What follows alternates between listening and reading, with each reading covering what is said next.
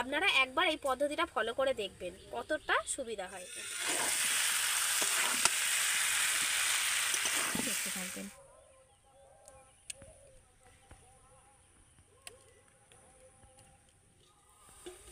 নমস্কার বন্ধুরা, কাকলির রান্নাঘর উইথ ভিলেজ ফুডে সবাইকে স্বাগত জানিয়ে আজকের আমি আপনাদের সাথে শেয়ার করব এঁচোড় চিংড়ি।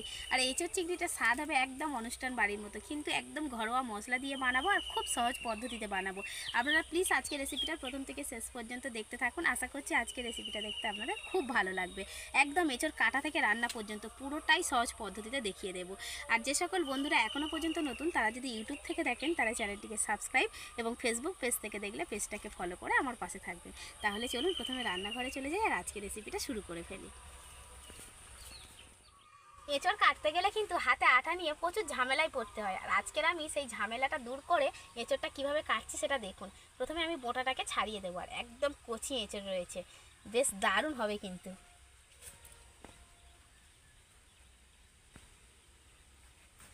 এঁচড়টাকে আমি কিন্তু এরকম 4টে ভাগে ভাগ করে নেব। দেখুন, এই দেখুন একদম কচি রয়েছে। এঁচড় যত কচি হবে রেসিপিটা খেতে কিন্তু তত ভালো লাগবে। এইরকম গোটা গোটা করে আমি 4টে কেটে নেব। এই দেখুন, এবার আমি জলে দিয়ে দিলাম। আর এঁচড়টাকে আমি গোটাই সেদ্ধ করব আজকের, তবে গোটা তো আর এঁচড় সেদ্ধ করা যায় না, তার জন্য আমি 4টে টুকরো করে নিচ্ছি। আপনাদের পছন্দ মতন সুবিধা মতন আপনারা সেই কটা টুকরো করে নিতে পারেন, বা এরকম 2টো ভাগে ভাগ করেও কিন্তু নিতে পারেন। গোটা এঁচড়টাকে সেদ্ধ করার জন্য আমি কিন্তু কড়াইতে বেশ অনেকটা পরিমাণে জল দিয়ে দিয়েছি। এবার আমি ওই জলের মধ্যে দিয়ে দেবো লবণ আর হলুদ গুঁড়ো।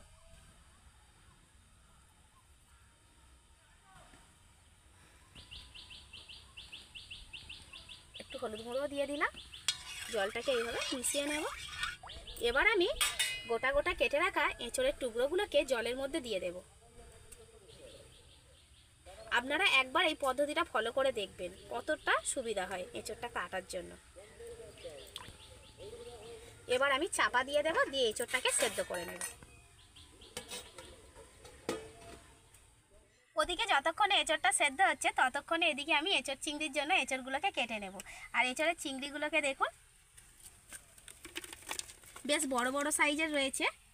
এখন আমি চিংড়িগুলোকে এদিকে কেটে নেব।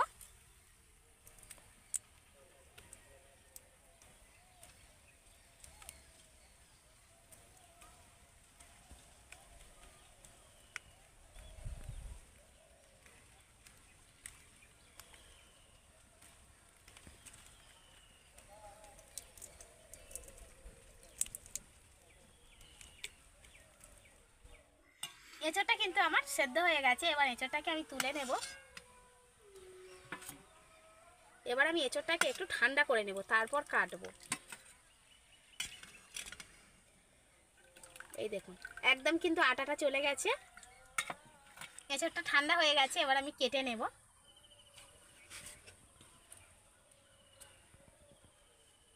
যেমন করে এঁচড়ের খোসা ছাড়াই ঠিক তেমন করে এইভাবে আমি এঁচড়ের খোসাটাকে ছাড়িয়ে নেব।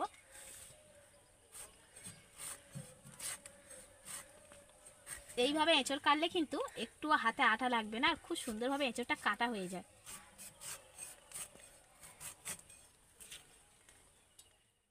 মাঝের এই শিরাটাকে বাদ দিয়ে দেব।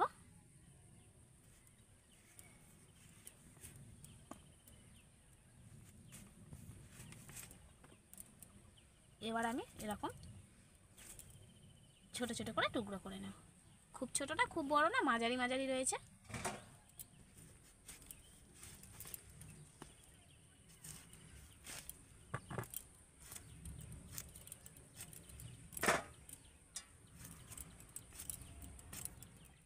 সব কিছু কাটাকুটি করে আমি জোগাড় করে নিয়েছি। এবার আমি কড়াইতে দিয়ে দেব তেল, আর আজকের পুরো রান্নাটা আমি সর্ষের তেলেই করব।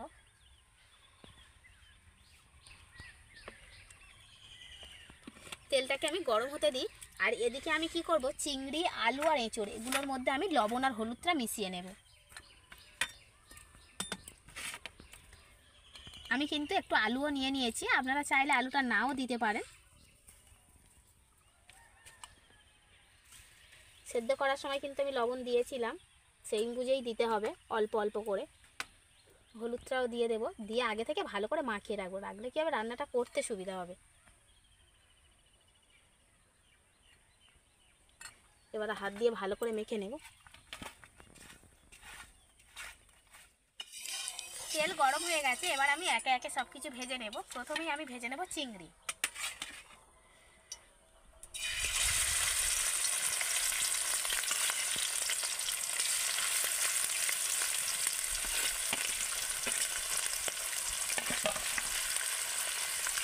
এঁচোড় চিংড়ির জন্য কিন্তু চিংড়ি বড় হোক কিংবা ছোট, যে কোনো চিংড়ি দিয়েই কিন্তু এঁচোড়টা বানিয়ে নেওয়া যায়। চিংড়িটা ভাজা হয়ে গেছে,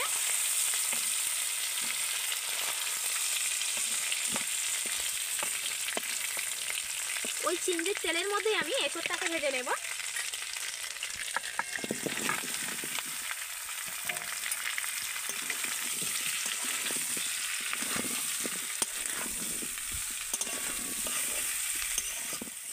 এঁচোড়টা আমার ভালো করে ভাজা হয়ে গেছে, এবার আমি এঁচোড়টাকে নামিয়ে আলুটাকে ভেজে নেব। আলু ভেজে তুলে নিয়েছি, এবার ওই তেলের মধ্যে আরও একটু তেল দিয়ে দেব। এঁচোড় কিন্তু একটু মাংসের সাথে করলে খেতে বেশি ভালো লাগে, তাই একটু কড়া করে মশলা দিতে হয়, একটু তেলটা বেশি পরিমাণে দিলাম। এবার আমি দিয়ে দেবো একটা তেজপাতা আর কয়েকটা গোটা গরম মশলা। এলাচগুলোকে আমি কিন্তু ফাটিয়ে দেব।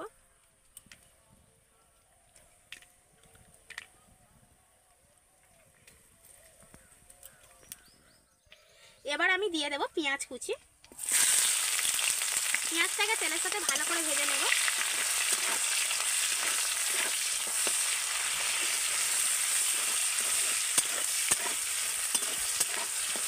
একদম সহজ পদ্ধতিতে রান্নাটা করছি, বাড়িতে থাকা মশলা দিয়ে, যে কেউ কিন্তু বাড়িয়ে নিতে পারবে এই রান্নাটা।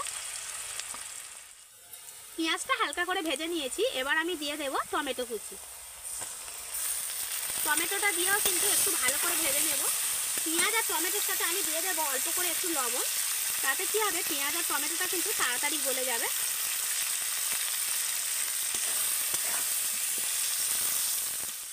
এখন আমি দিয়ে দেব আদা রসুন বাটা। আদা রসুনটাকেও কিন্তু আমি তেলের সাথে একটু ভালো করে ভেজে নেব।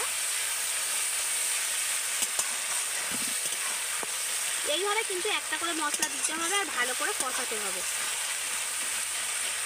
রান্নাটা যত কষিয়ে কষিয়ে করা হবে, রান্নার টেস্টটা কিন্তু তত সুন্দর আসবে। এবার আমি একে একে গুঁড়ো মশলাগুলো দিয়ে দেব।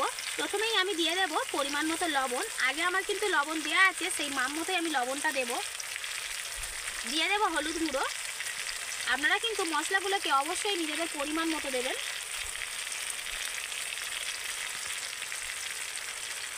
দেব লঙ্কা গুঁড়ো আর দেব জিরে ও ধনে গুঁড়ো। এ দুটো কিন্তু 1 চামচ করে 2 চামচ রয়েছে। এবার আমি মশলাটাকে খুব ভালো করে কষিয়ে নেব। মশলাটা আমি খুব ভালো করে কষিয়ে নিয়েছি, মশলা থেকে তেল ছেড়ে দিয়েছে। এবার আমি ভেজে রাখা এঁচোড় আর আলুগুলোকে দিয়ে দেব। এঁচোড় আর আলুটা দিয়ে কিন্তু মশলার সাথে আরও একটু ভালো করে কষিয়ে নিতে হবে।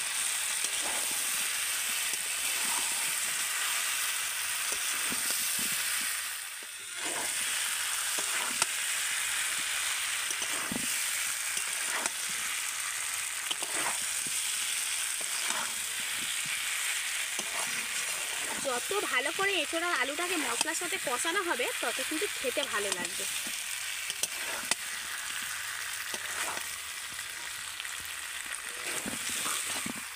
আলু ও এঁচোড়টা আমি মশলার সাথে খুব ভালো করে কষিয়ে নিয়েছি। এবার আমি পরিমাণ মতো জল দিয়ে দেব।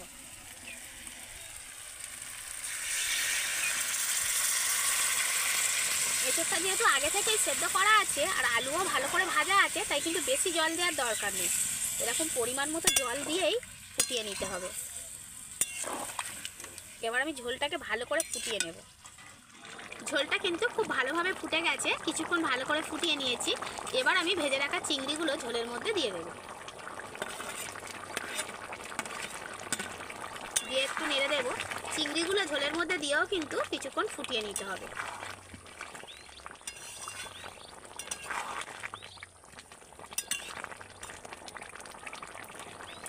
চিংড়ি রেসিপি কিন্তু আমার একদম রেডি। আর অনুষ্ঠান বাড়িতে কিন্তু এরকম গায়ে গায়ে থাকে, এঁচোড় চিংড়িটা বেশি ঝোল থাকে না, তাই আমি সেই মতো কিন্তু বানিয়ে নিয়েছি। এবার সবশেষে আমি দিয়ে দেব গরম মশলার গুঁড়ো। গরম মশলাটা গুঁড়োটা দিয়ে কিন্তু একটু নেড়ে নেব, নিয়েই আমি রান্নাটা নামিয়ে নেব। রেসিপিটা আপনারা দেখে নিশ্চয়ই বুঝতে পারছেন যে কতটা লোভনীয় হয়েছে। তাই বলছি আপনারা কিন্তু অবশ্যই করে এই সহজ পদ্ধতিতে এঁচোড় চিংড়ি রেসিপিটা একবার হলেও বাড়িতে ট্রাই করবেন। আর আমার আজকের এই এঁচোড় চিংড়ি রেসিপিটা আপনাদের ভালো লাগলে লাইক, কমেন্ট, শেয়ার, সাবস্ক্রাইব এবং ফলো করে আমার পাশে থাকবেন আর আমার নিত্য নতুন রেসিপিগুলো দেখতে থাকবেন।